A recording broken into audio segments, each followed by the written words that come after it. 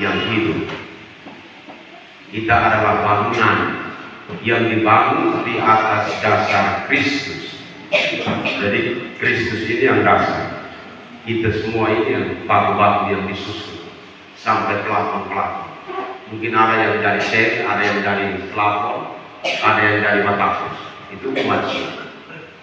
Jadi setelah pemberkatan gereja Basilika Lateran dan kemudian Yesus merombaknya dan menyucikannya dengan tubuhnya sendiri, maka refleksi tentang gereja itu berbalik. Gereja itu bukan sekedar bangunan fisik. Memang kita membutuhkan gereja, bangunan fisik untuk kita bernaung di bawahnya sebagai satu persekutuan umat beriman untuk berdoa, memuji dan memuliakan Allah dalam Ekaristi Kudus. Tetapi gereja yang sebenarnya adalah kita, saya dan umat semua. Itu gereja yang sebenarnya. Gereja itu adalah persekutuan orang-orang berdosa yang menyadari akan kelemahan dirinya dan mau datang ke dalam gereja untuk disucikan oleh Allah. Jadi kita ini manusia yang penuh dengan dosa, penuh dengan kelemahan, penuh dengan kekurangan diri, yang mau bergabung di dalam gereja yang kudus supaya kita disucikan, dikuduskan, dan dimurnikan. Kalau kita berada di dalam gereja, otomatis kita tidak dapat penyucian diri, kita tidak dapat pemurnian diri, dan juga kita tidak dapat pengudusan diri. Kalau kita di dalam gereja, perhatian kita, batin kita, seluruh pikiran kita terarah pada hal yang kudus. Tidak apa. Contoh, kita dalam gereja, kita tidak seperti pasar, pikiran kita lalu kanan kiri kanan sebagaimana yang sudah dibuat oleh orang-orang Yahudi dalam bait Allah. Dalam bacaan ini, mereka menjadikan tempat suci sebagai tempat berjualan kambing, domba, lembu, sapi, dan lain sebagainya. Jadi sebagai tempat pasar. Kemudian Yesus marah. Kemarahan Yesus itu kemudian menyucikan bait Allah. Rombaklah bait Allah ini, dan dalam 3 hari aku akan membangunnya. Artinya gereja itu atau bait Allah itu bukan lagi bangunan fisik, tetapi lebih kepada hati. Jadi hati ini menjadi bait Allah. Tempat tinggal Allah itu di mana? Di sini. Itu yang pertama. Supaya setiap orang beriman Katolik, beriman Kristiani menyadari bahwa Roh Allah itu tinggal di dalam hati saya. Kemudian dia digerakkan oleh Roh Allah itu untuk bergabung dalam persekutuan umat beriman Kristiani yang namanya gereja. Jadi gereja itu bukan bangunan. Kalau umat berkumpul di mana untuk berdoa, itu disebut gereja. Gereja bukan soal bangunan fisik, tapi soal bangunan hati. Bagaimana orang membangun hati dan pikirannya supaya hati dan pikirannya itu selalu terarah kepada Tuhan. Dengan demikian, kumpulan bangunan-bangunan itu, kumpulan hati orang beriman itu, kemudian mereka bersekutu di dalam satu tempat, memuji dan memuliakan Allah. Itu yang disebut gereja. Maka dalam Tuhan kita semua satu. Kita ini memiliki roh yang satu dan sama dari Tuhan. Hanya muka kita yang berbeda. Tetapi roh yang diberikan oleh Tuhan kepada kita itu satu dan sama. Saya menerima Roh Kudus dalam sakramen pembaptisan dan juga sakramen-sakramen lain, sama seperti Bapak Mama juga saudara-saudara menerima Roh Kudus dalam sakramen-sakramen gereja. Roh yang satu dan sama kita terima.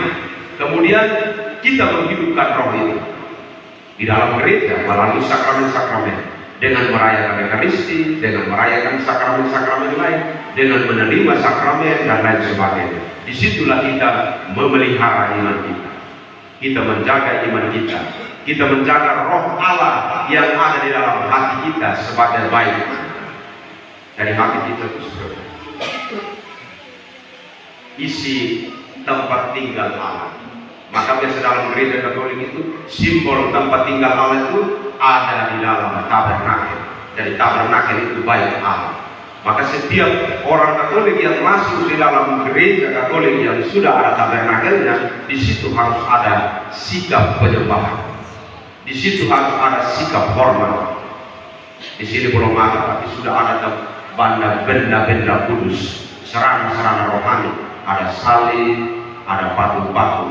Di situ kita datang, kemudian perhatian kita, batin kita, pikiran kita langsung diarahkan kepada hal-hal yang kudus.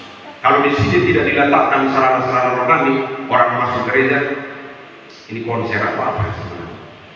Atau aula untuk orang menyanyi.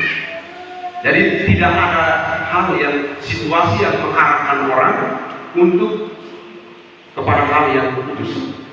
Jadi dengan adanya sarana-sarana rohani, kalau di Provinsi ada tabernakel, di situ orang harus ada sikap hormat dan juga sikap penyembah, sikap sembah bakti kepada Tuhan yang hidup melalui tabernakel suci yang adalah bayi. Maka gereja pakai simbol-simbol. Gereja Katolik itu kaya akan simbol-simbol.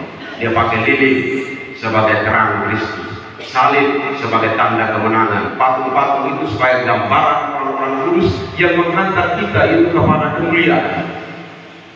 Dan manusia ini perlu harus ada gambaran. Kalau dia raba-raba saja tidak bisa. Beriman tanpa gambaran tidak bisa. Nanti engkau tutup mata begini, kau bingung mau lewat mana. Ketika mau tanda salib bingung. Salam Maria sudah mereka buka ya mana. Tuhan Yesus, hati kudus Yesus itu romo-romo mereka ngomong membawakan hati kudus Yesus yang mana? Gambarannya ada di situ. Jadi ketika orang melihat itu, orang hatinya itu langsung menuju kepada hati kudus Yesus, bukan patung itu. Di balik patung itu, gambarannya itu yang perlu kita dalami, batinkan di dalam diri kita supaya ketika kita berdoa, batin dan pikiran kita tertuju kepada hal-hal yang kudus. Kalau tidak baru tutup mata begini, lari di WA, lari di Instagram, lari di mana-mana. Banyak hal. Apalagi orang yang tidak biasa duduk dan hening. Itu ketika dia duduk satu kali itu macam ada cacing kepanasan. Suruh dia hening, malah dia ditahan. Kalau duduk begitu, nanti ketika kita tutup mata, pribadi yang pertama, bayangan pertama yang memunculkan kepada kita adalah pribadi kita sendiri. Dari istimewa kita pun kelemahan diri, kekurangan. Ketika kau tutup mata, nanti akan menghantar engkau kepada kekurangan dirimu, kelemahanmu, dosa-dosamu, bahkan tujuannya adalah supaya bagaimana engkau mengakui dan menyadari akan kelemahan dan dosa. Setelah itu baru kita diarahkan untuk hal-hal yang itu. Maka dalam Ekaristi juga begitu. Pertama engkau harus menyucikan diri dulu. Dalam lagu Tuhan kasihlah kami, absolusi. Karena manusia itu biasanya tidak terlepas dari hal-hal yang bersifat dosa. Itu pasti. Karena kita masih hidup dalam kedagingan. Roh memang ada dalam diri kita untuk mengarahkan kita kepada hal-hal yang baik, yang kudus, yang suci dan yang benar. Tetapi daging kita juga kadang selalu menarik kita kepada hal-hal duniawi. Kalau kita mau kepada hal yang suci, dia juga mau tarik kita untuk hal-hal yang tidak suci, yakni hal-hal duniawi. Kalau kita mau mengarahkan perhatian kita kepada hal yang kudus, dia juga akan tarik kita untuk hal-hal yang tidak kudus. Dunia punya tarikan ini luar biasa. Tetapi roh Allah yang ada di dalam batin kita, baik Allah itu, hati yang mencari baik Allah itu senantiasa harus dihidupkan supaya hal-hal duniawi, hal-hal yang bersifat duniawi itu lambat laun dia kalau mau serang atau senter juga dia tidak masuk karena bentengnya kuat. Baik Allah di dalam baik batin kita itu kuat karena roh-roh dunia itu senter dengan kecemasan, senter dengan ketakutan, senter dengan kekhawatiran, senter dengan hayalan-hayalan yang tidak jelas, senter dengan semua hal. Jadi supaya jangan merusak baik Roh Kudus di dalam, baik Allah di dalam itu jangan rusak, maka harus ada bentengnya. Bentengnya itu adalah doa dan Ekaristi sebagai orang.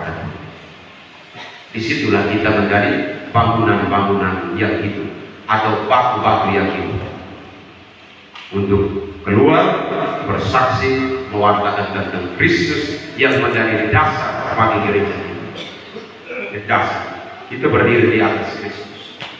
Kalau kita tidak berdiri di atas Kristus, otomatis kita noya, cepat lemah, apalagi godaan datang, angin kecil datang, hujan datang, matahari datang, dan lain sebagainya. Godaan-godaan dunia itu sangat banyak dan sangat mengganggu kita. Kalau kita tidak berdiri di atas dasar Tuhan Yesus, ke dasar Kristus. Saudara dan saudara yang terkasih, mari kita berdoa untuk menyucikan batin kita, pikiran kita, hati kita sebagai bait Roh Kudus, supaya kita menyadari akan kekuatan Tuhan di dalam hati kita untuk mengarahkan kita dalam seluruh perjalanan kehidupan kita. Tuhan memberkati kita. Kita berdiri untuk menemukan